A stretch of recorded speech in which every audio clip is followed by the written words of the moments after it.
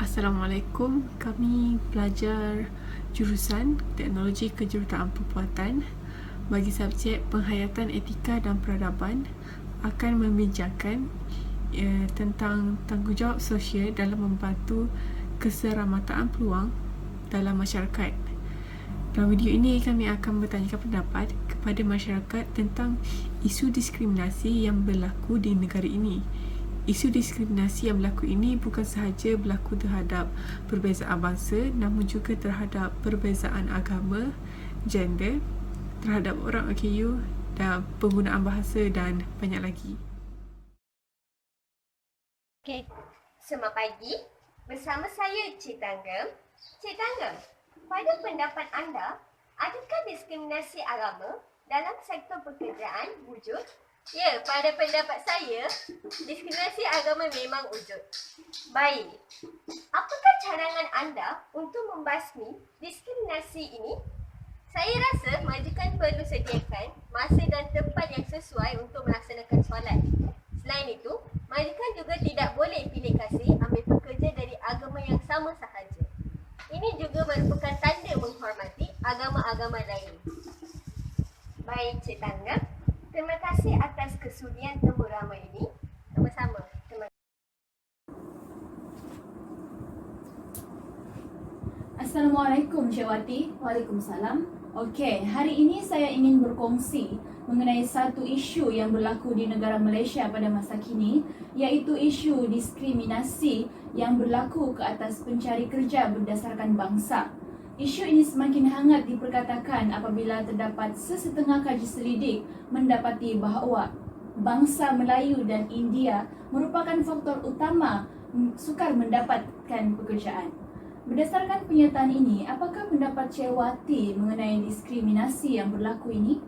Pada pendapat saya, diskriminasi ini sangat bertentangan dengan Perlembagaan Persekutuan Malaysia yang menjaga hak kesamarataan dan menolak diskriminasi dan ketidakadilan.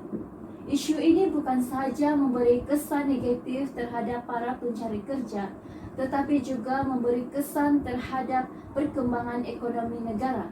Oleh itu, tanggungjawab sosial sangat penting dalam membentras diskriminasi ini. Terima kasih atas pendapat Cik Wati. Sama-sama.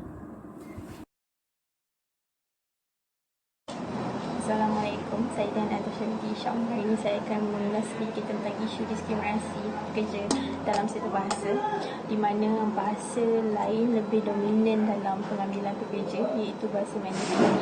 Ini didapati oleh kebanyakan syarikat di Malaysia, di mana mereka lebih mengutamakan bahasa Mandarin daripada bahasa kebangsaan Malaysia sendiri. Dan saya rasa itu sewajarnya tidak patut terjadi di Malaysia, kerana Malaysia, kerana bahasa kebangsaan Malaysia merupakan bahasa Melayu. Dan pada pendapat saya, kerajaan perlu menetapkan dasar yang mengutamakan bahasa Malaysia dalam apa jurusan pentadbiran atau cabang perniagaan untuk menggunakan bahasa Malaysia. Itu saja. Pekerjaan sering dicari-cari oleh masyarakat kita yang menganggur untuk menyara kehidupan. Lebih-lebih lagi yang tinggal di bandar-bandar besar seperti Kuala Lumpur. Hal ini kerana mereka perlukan pendapatan untuk mereka meneruskan kehidupan. Bilangan penganggur di negara kita semakin meningkat kerana masyarakat yang tidak mengamalkan kesamarataan peluang dalam mengambil pekerja. Ini berlaku disebabkan ini berlakunya diskriminasi berdasarkan status perkahwinan. Okey, jadi isunya di sini ialah majikan di negara kita tidak mengambil pekerja yang dah kahwin. Mari kita dengar pendapat orang ramai tentang isu ini. Apa pendapat Cik Lina tentang isu yang saya kongsikan tadi? Pada pendapat saya, majikan tak boleh melakukan ketidakadilan tersebut kepada pencari kerja hanya melihat kepada status perkahwinan semata-mata, kerana setiap orang ada komitmen masing-masing. Jadi jika mereka diambil bekerja, pasti mereka dapat membahagikan masa antara kerja yang menguruskan keluarga, kerana mereka juga memerlukan pendapatan untuk menara hidup.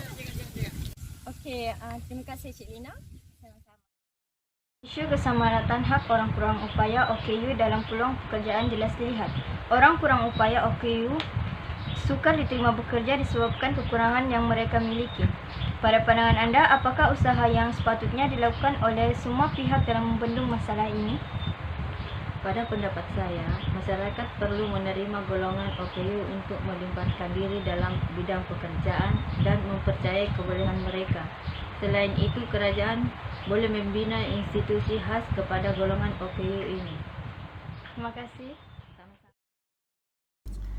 Secara kesimpulannya, keseramataan peluang haruslah diberikan kepada setiap individu dan diskriminasi terhadap mereka haruslah dihentikan. Apatah lagi dalam keadaan sekarang, ramai yang bekerja keras untuk mendapatkan pekerjaan. Oleh itu, tanggungjawab sosial amat penting dalam membantu keselamatan peluang dalam masyarakat.